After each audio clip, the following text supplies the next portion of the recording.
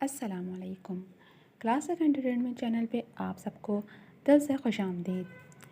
جی تو میں طبع کامران، اور میرا نام سنتے تو آپ لوگ پہچان گئے ہوں گے کہ میں یقیناً در آئینہ عشق کی ایپیسوڈ لے کر آئی ہوں گی۔ جی بالکل، میں لے کر آئی ہوں آپ کے لیے ناول در آئینہ عشق کی ایپیسوڈ 24۔ لیکن اگر میری آپ سے ایک ہی ریکویسٹ ہے کہ اگر آپ نے ہمارے چینل کو سبسکرائب نہیں کیا تو جلدی سے سبسکرائب کر دیجئے اور بیل آئیکن کو بھی پریس کر دیجئے تاکہ ہمارے چینل پہ آنے والے انٹرسٹنگ ناولز کی ویڈیوز آپ تک سب سے پہلے پہنچ سکیں۔ تو چلیں اب اسٹارٹ کرتے ہیں در آئینہ عشق ایپیسوڈ 24۔ آویز، مجھے کل مری جانا ہے، نبیہ نے آویز سے کمرے میں آتے ساتھ ہی بنا کسی تمہید کے اپنی بات کہی تھی۔ اور ایسا کیوں؟ آویز نے چونک کر سوالیہ نظروں سے بہن کو دیکھا تھا۔ جس جگہ اس نے اذان کے حادثے کے بعد نہ جانے کی قسم کھا لی تھی، وہ اب اسی جگہ جانے کی بات کر رہی تھی۔ وہ میں بور ہو گئی ہوں، سوچا کچھ دن گھوم پھر لوں۔ نبیہ نے سوچا سمجھا جب بہانہ گھڑا تھا۔ ٹھیک ہے تو ناردرن ایریاز کی طرف چلی جاؤ اور اپنے دوستوں کو بھی ساتھ لے جاؤ، آویز نے کہہ کر کھوجتے ہوئے انداز میں بہن کو دیکھا تھا۔ کون سی دوست؟ نبیہ نے ابرو چکاتے ہوئے آویز سے دریافت کیا۔ اوہ، میں بھول کیوں گیا، آج کل علینا لاشاری کے علاوہ کسی کو یہ رتبہ حاصل ہی نہیں۔ آویز نے ہلکا پھلکا طنز کیا تھا۔ جب جانتے ہو تو انجان کیوں بنتے ہو؟ نبیہ نے کمر پر ہاتھ باندھ کر لگ بھگ اسی کے انداز میں جواب دیا تھا۔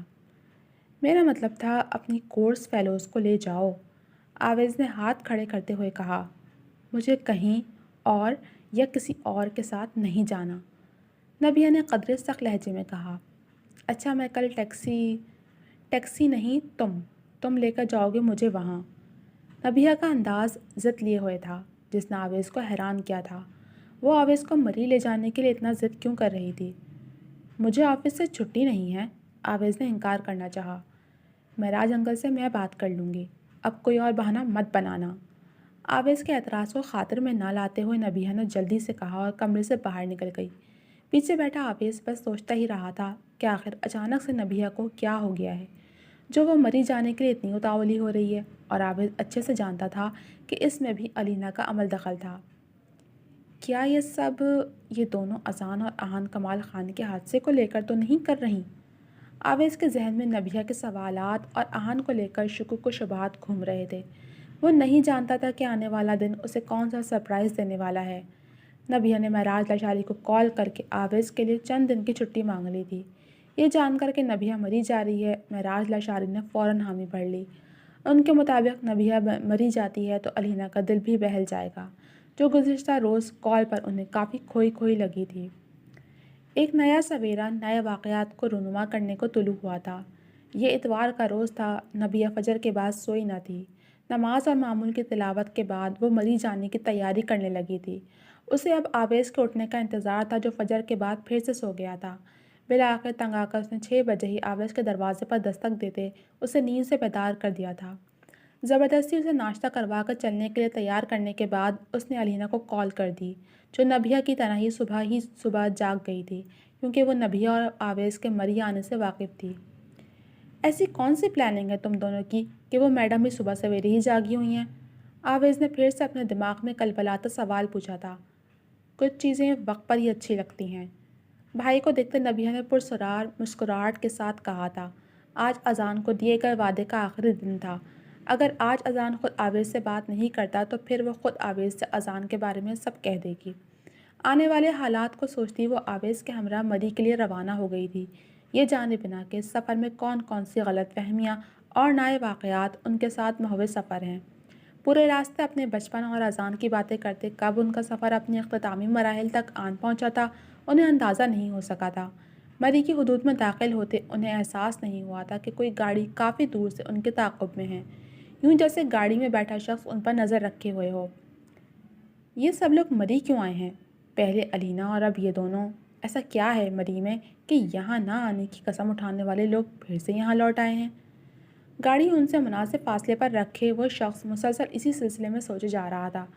وہ خود نہیں جانتا تھا کہ مری آنا اس کے لیے بھی کسی شوق سے کم نہیں ہونے والا تھا۔ جن باتوں پر 2 سال پہلے بڑے آرام سے پردہ پڑ گیا تھا، ایک ایک کر کے وہ سبھی باتیں کھلنے والی تھیں۔ آج موسم پھر سے ابر آلود تھا۔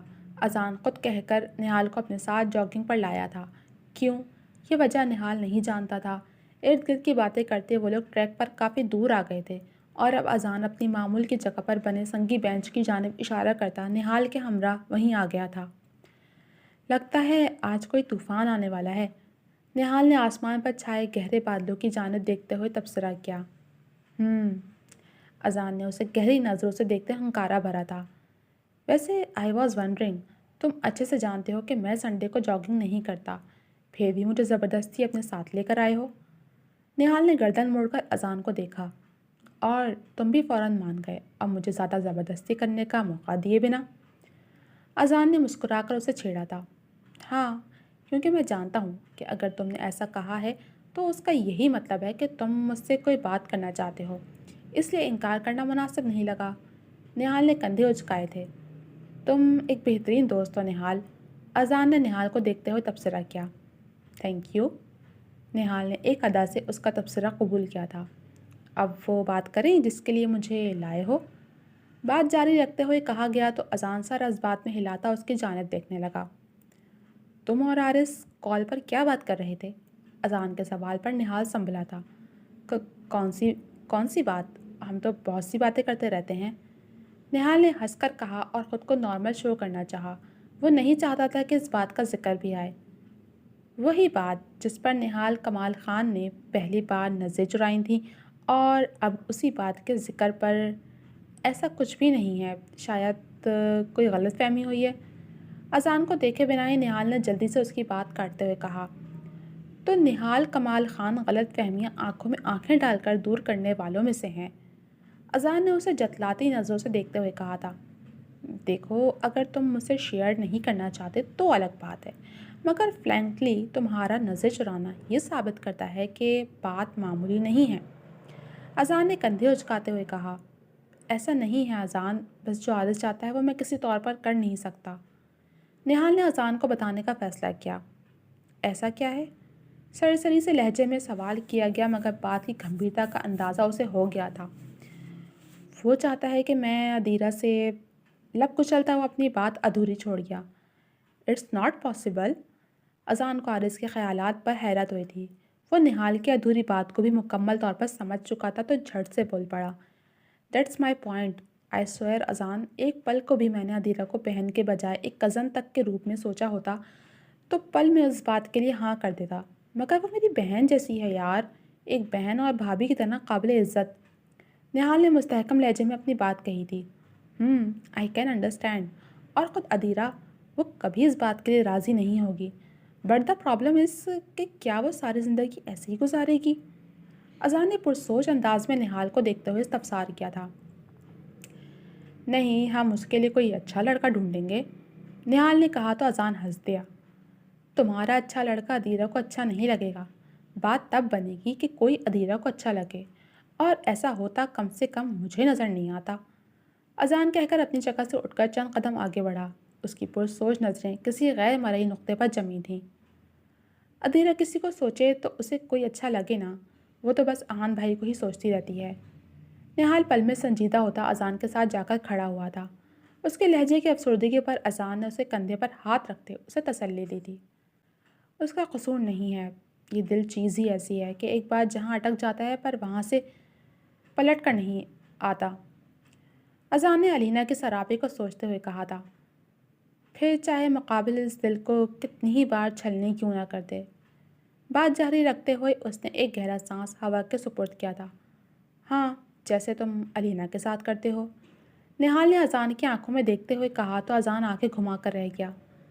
تمہیں نہ جانے کیوں علینا لاشاری ہمیشہ ہی معصوم لگتی ہے، اور میں دنیا کا سب سے رڈ اور لاپرواہ انسان، اذان نے سر جھٹک کر کہا تھا۔ علینا کے معاملے میں تم مجھے ایسے ہی لگتے ہو، نہال نے کندھے اچکاتے ہوئے صاف گوئی سے اعتراف کیا۔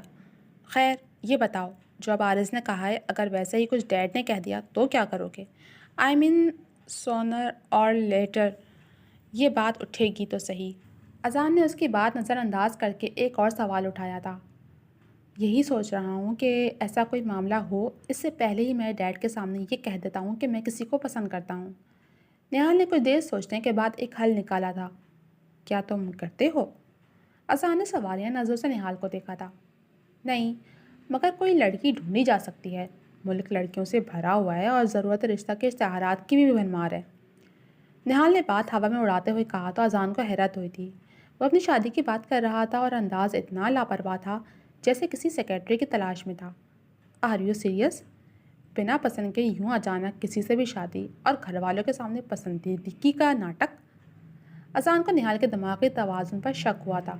So what? अगर लोग मोहब्बत करते हुए भी नफ़रत करने का नाटक कर सकते हैं तो बिना नफ़रत के पसंदीदगी का दावा कौन सी बड़ी बात है? नेहाल ने भिगोकर एक अज़ान को मारी थी जो अज़ान के माथे पर बल डालने की वजह बना था। ये हर बात में तुम यही मौजू क्यों ठूंस लेते हो? अज़ान ने झुंझुलाकर सर झटकते हुए कहा था। मैं कह रहा था कि आज नहीं तो कल शादी करनी तो है। हो सकता है कि कोई अच्छी लड़की मिल ही जाए और निकाह के बाद मोहब्बत तो हो ही जाती है। निहाल ने उसके शिकवे की परवाह किए बिना अपनी बात जारी रखी। मुझे तुम्हारी बात समझ में नहीं आ रही निहाल।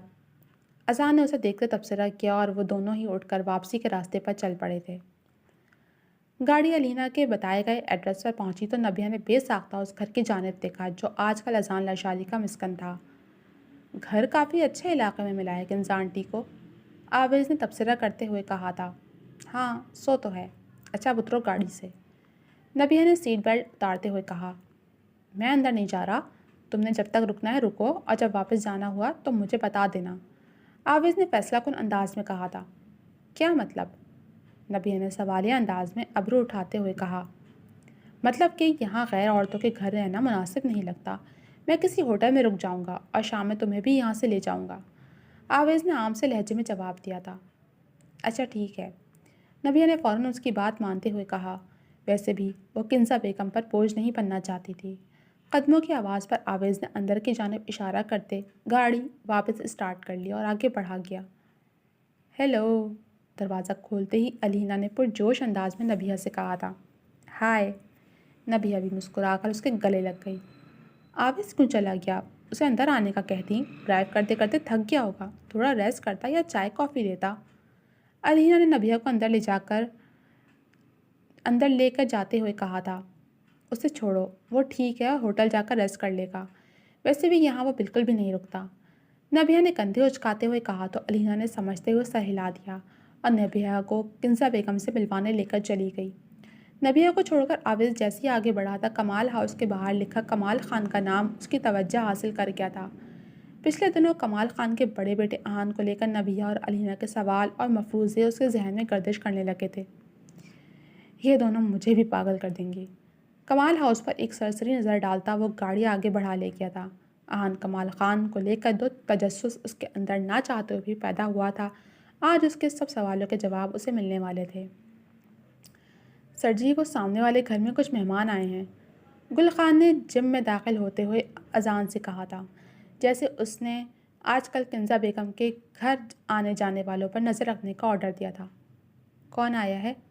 अजान ने बज़ाहिर सरसरी अंदाज में इस्तफसार किया था, मगर गुल खान की बात पर उसके कान खड़े हो गए और ट्रेडमिल पर तेज़ी से चलते उसके कदमों की रफ्तार धीमी हुई थी।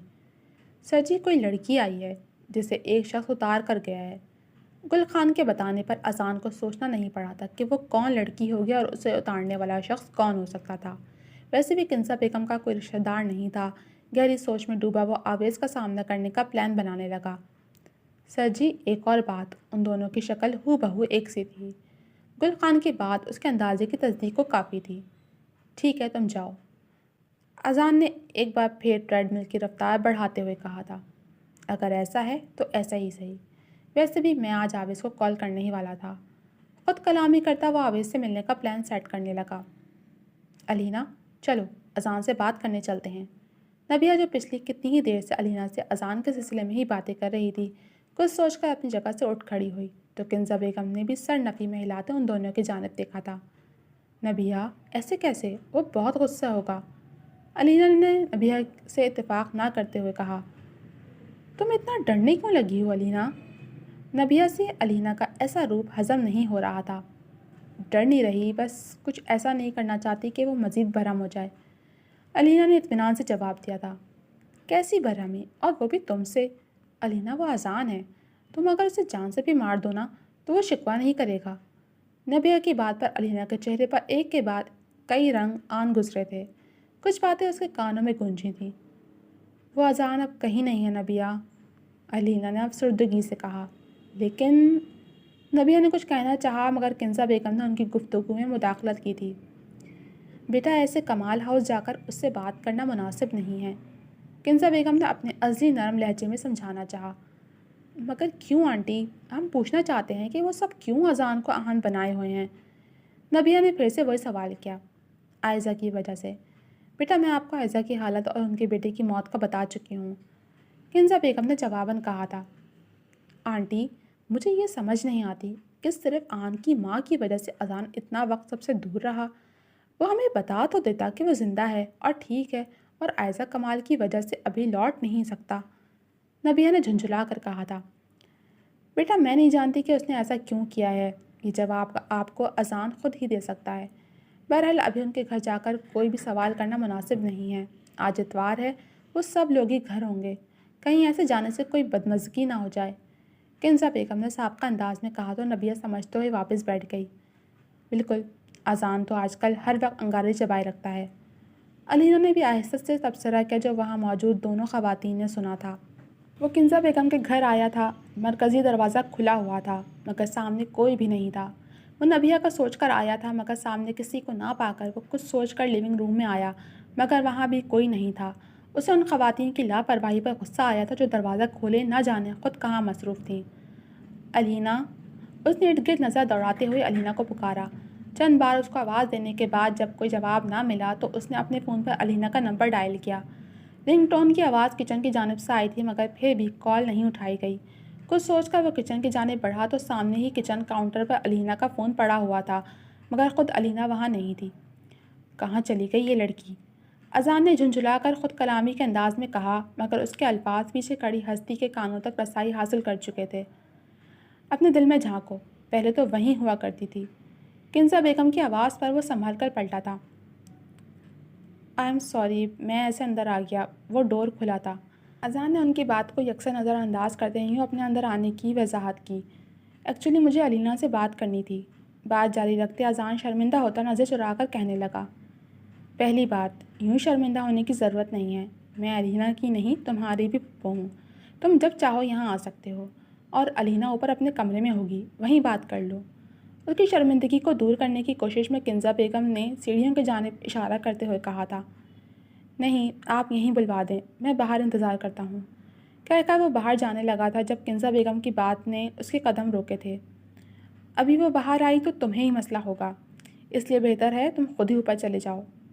ज़ुमानी लहजे में कहती किंजा बेगम किचन की जानिब चली गई, और अजान उनकी बात का मतलब खोजता सीढ़ियाँ चढ़ने लगा, और अलीना के कमरे के खुले दरवाजे से नज़र आता अंदर का मंजर उसकी उलझन सुलझा गया, जहाँ अलीना लाशारी अभी तक अपने ढीले ढाले स्लीवलेस नाइट सूट और बेपरवाह से हुलिये में बेड पर बैठी सामने पड़े लैपटॉप पर उंगलियां चला रही थी। जी तो जनाब, कैसी लगी आपको ये एपिसोड? उम्मीद है पसंद आई होगी।